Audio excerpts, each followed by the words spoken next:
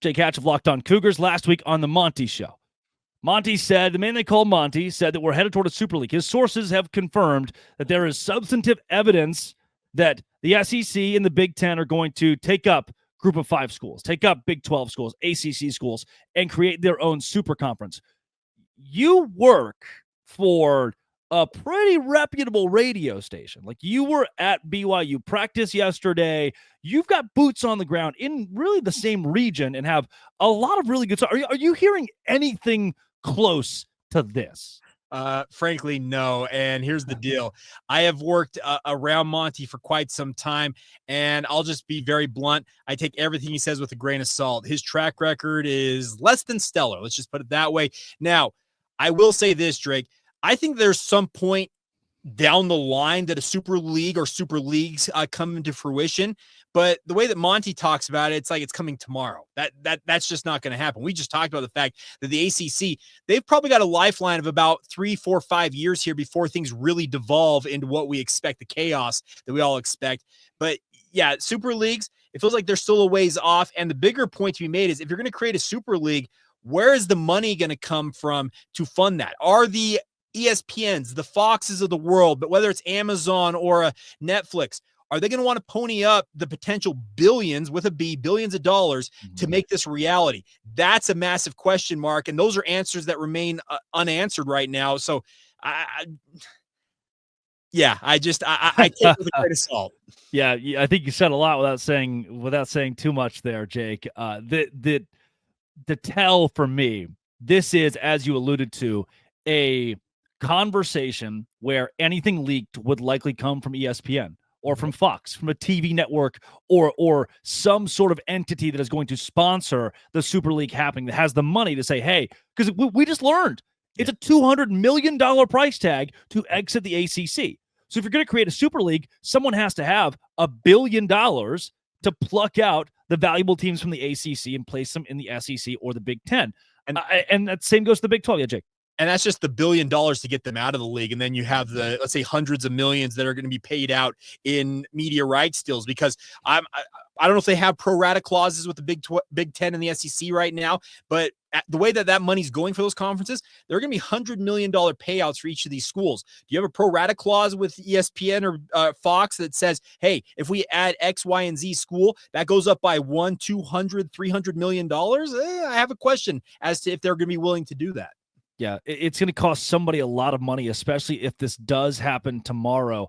Overall, are we, if you're a Big 12 fan and you hear this kind of news, and this almost gets into a journalistic conversation of what to believe and how to, you mentioned grain of salt. If you're a Big 12 fan and you hear this news, should I be scared? Is this like a break the glass, press the red button? How do you vet? This is almost a question of, how do you vet information right now?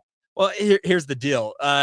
Listen to everything, trust nobody. I've heard that from multiple people in the media sphere. The bigger point to be made here is, yeah, the future of college football is really unclear right now. What ultimately is going to morph into? We're watching guys, Drake, now as college football players making millions of dollars. My university, speaking of BYU, is going to pay a basketball player reportedly $8.5 million next year to play one season of basketball in Provo, Utah. Had you told me that 10 years ago that BYU is going to be getting the number one recruit in the country and they're going to pay him darn near $10 million to come and play, I would have fallen over and said, yeah, you're lying. But here's the deal. That's the future and what the present is in college football, and it's only going to get worse from there. Anybody who says that they know what the future of college football is right now and what it's going to be, they're lying through their teeth. There is a non-zero chance that we ultimately do go to a Super League. You throw something against a wall and it sticks. Hey, if I'm breaking in 10 years, the AAC is going to be different than it is today. I am breaking that news. My sources are telling me that's just, it's very likely we'll get to what you could call a Super League at some point.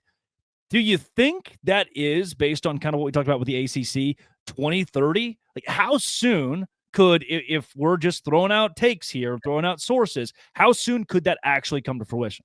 To me, I think it's 2030 at the very earliest. That just feels like that's kind of the clear marker of when these media rights deals for a bunch of the conferences, including the Big 12, come up for their next round of negotiations. As we've already talked about, the ACC could be on its way to being completely gutted at that point. That feels like the very earliest. But once again, we're seeing multi-billion-dollar media rights deals being signed by pro leagues out there. I just feel like, can you get an ESPN that all of a sudden is leveraged with debt? They just canceled their MLB contract, tried to essentially, take it from 500 million to 200 million, and you can expect that the ESPN's going to turn right around 5 years from now and be willing to pay $3-4 billion for this proposed super league that you don't necessarily know what the parameters and the look of it's going to be. I'm hard pressed to believe that that's going to be able to come to fruition that quickly. So I think we're probably looking middle part of the next decade, so maybe 10 years from now before something really happens. Yeah, if the ESPN is losing money on a product like Major League Baseball, and we've seen they've ruined the NBA as well and the NHL. You know, it's tough for. Yeah, and that's the thing, that they paid the NBA $2.8 billion, and that's a big reason why they cut back on their MLB contract. Because all of a sudden they're like, hold on, the math isn't mathing here of what our return on investment for the NBA, but we got to have the NBA. So they're overpaying for a product and trying to cut in other areas. We've already seen the cutbacks with their talent, et cetera, the behind the scenes and both on-air staff. ESPN's an unsustainable model in terms of, I think, what the money, where it's being thrown around. And that is where I have question marks about if they can really fund what some people believe college football is going towards. Yeah, I'm not sure if they're going to be able to, especially the way that they've now taken the SEC under their wing. And again, we've seen ESPN kill the NBA and kill the MLB. Will the SEC be the next victim of what ESPN puts you through under contract? Jake, is this, though, I want to play the role of TV executive. Okay. We all love Thursday night football, Monday night football, Sunday night when the Chiefs are playing against the Lions. Everyone loves that. Tune in. It's awesome. What ESPN, it seems, what I want to do as a TV executive is give you more Georgia, Ohio State. Now, instead of just seeing that once a year, you get it twice a year and then in a national championship format. You know, make it almost NFL. Like, I want 30 teams so we see more often Alabama play Michigan.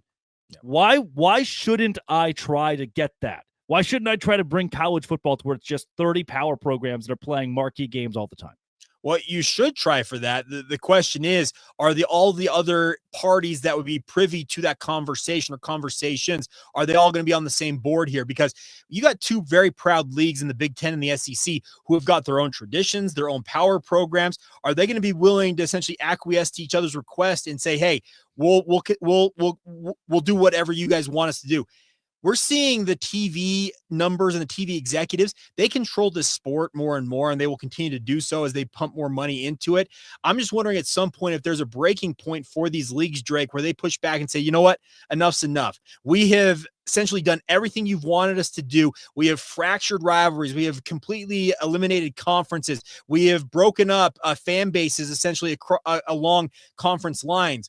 Where's the breaking point here? And I think at some point they will hit that. But then again, I've seen things I never thought I'd see in college football. So maybe they'll just keep going along with what the TV executives want them to do. As long as there's money there, that's what they're chasing after. Coming up, BYU got Utah's basketball coach fired. What? This is a Locked On Big 12 Locked On Cougars crossover, part of the Locked On Podcast Network, your team every day.